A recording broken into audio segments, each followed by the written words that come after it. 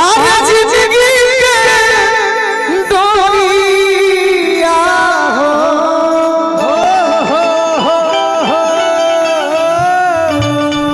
सुन लागे दुनिया जहान हो मनवा के ललसा मन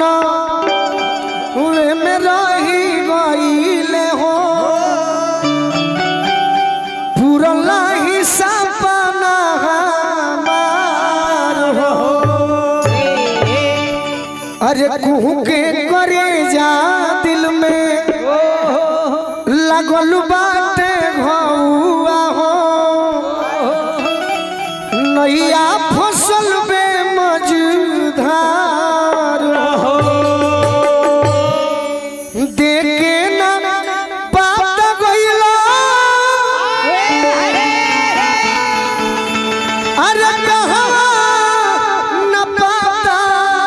हो भइला रोता